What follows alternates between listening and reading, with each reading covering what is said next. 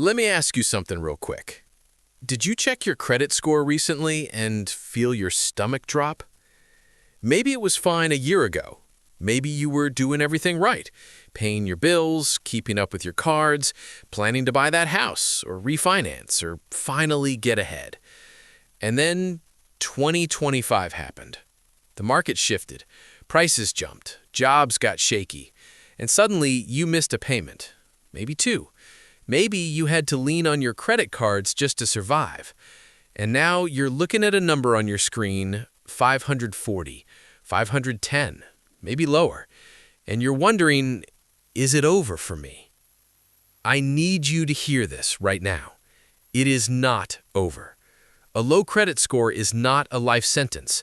It is a temporary condition. And I'm going to prove that to you in the next 20 minutes.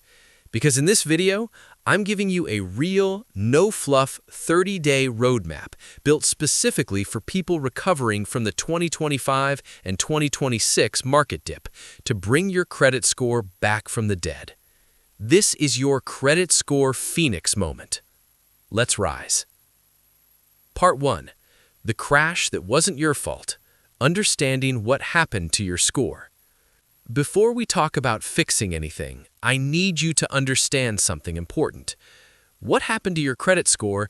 It probably wasn't recklessness. It wasn't stupidity. For millions of Americans right now, it was simply circumstances. The 2025 market dip hit everyday people hard in ways that the headlines didn't fully capture. Sure, the news talked about stock portfolios and Wall Street anxiety, but what they didn't talk about was you. The person who saw their freelance work dry up, the small business owner who couldn't cover payroll, the family that had to choose between groceries and a minimum credit card payment. When income dips, credit cards fill the gap, and when credit cards fill the gap, utilization goes up, and when utilization goes up, your credit score goes down. Here's exactly how it works in plain English. Your credit score, whether it's a FICO score or Vantage score, is made up of 5 main ingredients. Number 1 is payment history, and that's the biggest one. It makes up about 35% of your score. One missed payment, especially 30 days late, can drop your score by 50 to 100 points. Just one. That's how sensitive this thing is. Number 2 is credit utilization. That's how much of your available credit you're actually using. The rule of thumb, stay under 30%. But when you're using your cards to survive a rough stretch, that number climbs and your score suffers. Then you've got length of credit history, types of credit, and new inquiries. These matter too, but right now, the first two are where most people are bleeding. So what happened in 2025? A lot of Americans got hit from multiple directions at once. Inflation stayed stubborn longer than expected. Mortgage rates kept a lot of people locked out of housing. Variable interest rates on credit cards climbed higher, making balances harder to pay down.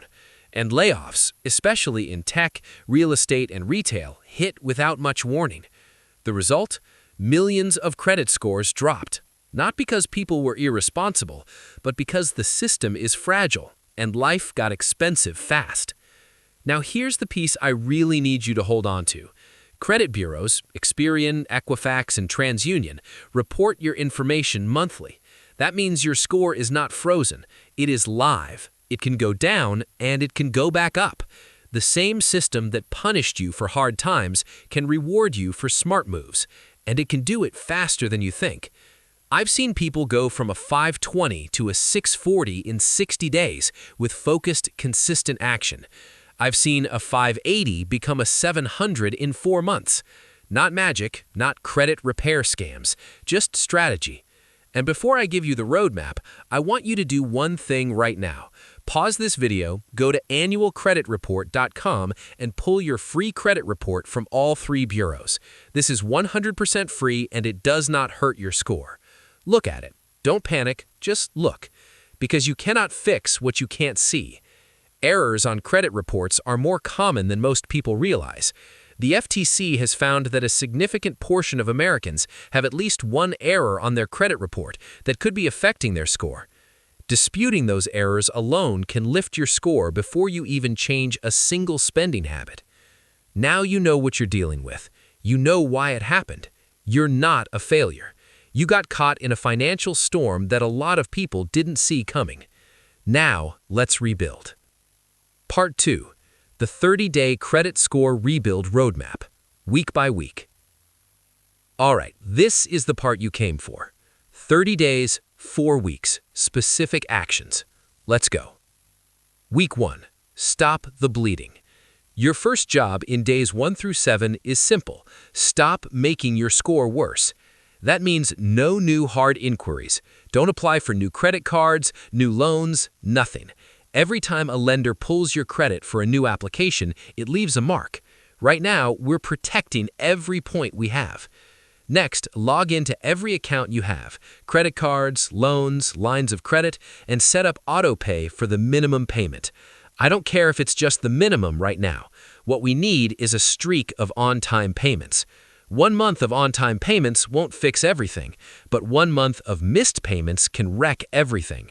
Protect that payment history like it's gold. Also, in week 1, write down every balance you carry and every credit limit.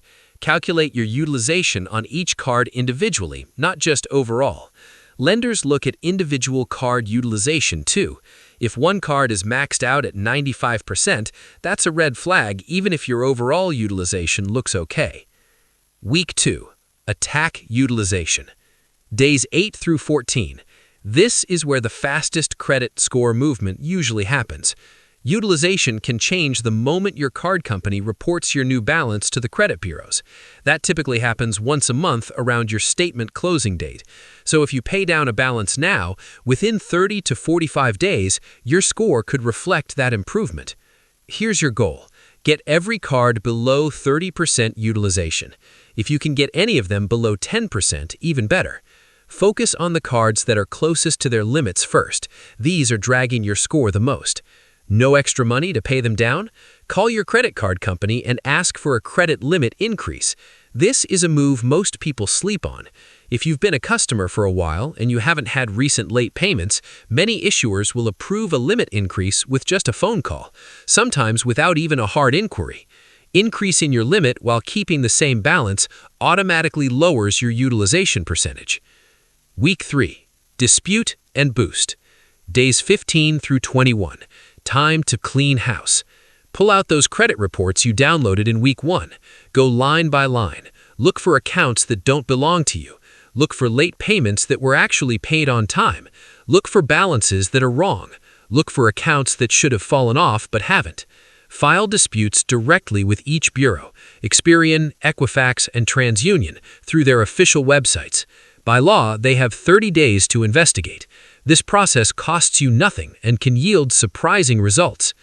Also, in week 3, if you don't have any open positive accounts, consider a secured credit card or a credit builder loan from a local credit union. These tools are designed for exactly this situation.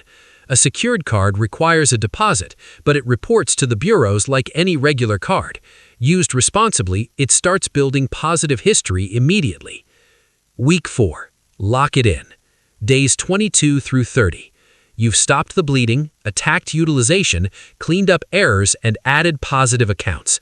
Now we make this a lifestyle. Set a monthly money date with yourself. Every month, check your score, review your balances, and make sure nothing has gone sideways. Use a free tool like Credit Karma or Experian's free tier to monitor for changes. 30 days won't fully restore years of damage, let's be real, but 30 focus days absolutely can put you on a trajectory that changes everything. Your score is moving again, and now it's moving up. Part 3. Real estate, your future, and what a rebuilt credit score actually unlocks. I want to talk to you about why this all matters beyond just a number, because a credit score isn't really a score, it's a key. And right now, you're in the process of cutting a new one. Let's talk real estate, because if you're watching a finance channel, there's a good chance home ownership is on your mind. Or maybe it was on your mind before 2025 threw a wrench into everything. Here's the reality of where we are right now. The 2025 and 2026 real estate market is creating a unique window of opportunity that most people are too afraid or too financially unprepared to step through. When markets dip, sellers become more flexible. Bidding wars cool down. Motivated sellers accept lower offers. Investors pull back because financing gets complicated. But the buyers who have their financial house in order, they buy at the bottom and they build wealth while everyone else waits on the sidelines. Now, I'm not telling you to rush out and buy a house with a 550 credit score. I'm telling you to get ready so that when the right moment comes, you're in position. Here's what your credit score directly controls in real estate. A score below 580 generally means you're locked out of conventional loans and even many FHA loans. Between 580 and 629, you can access some FHA financing, but at higher rates and with more conditions. Hit 620 and conventional loan doors start opening. Hit 780 and you're in the best rate tiers. We're talking potentially saving tens of thousands of dollars over the life of a mortgage. A 100-point difference in your credit score can cost or save you $200 to $400 per month on a mortgage payment. That's $2,400 to $4,800 per year. That's $72,000 to $144,000 over a 30-year loan. Let that sink in for a second. The work you do on your credit score this month isn't just about a number. It's about whether you pay an extra $100,000 in interest over your lifetime, or keep it. And even if home ownership feels far away right now, a rebuild credit score affects everything else too. Car loan rates, personal loan rates, whether you qualify for an apartment without a co-signer, whether you can get a business line of credit to start that side hustle you've been thinking about, whether you get approved for the balance transfer card that lets you consolidate high-interest debt at 0% for 15 months. Credit is infrastructure. It is the road your financial life travels on. And right now, you're repaving it. I want you to think about where you could be 90 days from now if you start today. Not a year from now, not 5 years, 90 days. A score that's climbed 40, 60, maybe 80 points. Accounts in good standing. A plan in place. The anxiety you felt when you opened this video? Gone. Replaced with momentum. The people who come out of financial downturns stronger aren't the ones who had more money. They're the ones who took action faster. They're the ones who didn't sit and wait for things to get better. They made things better. That's who you're becoming right now. The 2025 market dip did not break you. It broke your score temporarily. And you are so much more than a number. Your Phoenix moment is right now. Start today. If this video gave you clarity, do me one favor. Hit that subscribe button and drop your city name in the comments so I know you're starting your 30-day rebuild today. Your future self is counting on the action you take right now.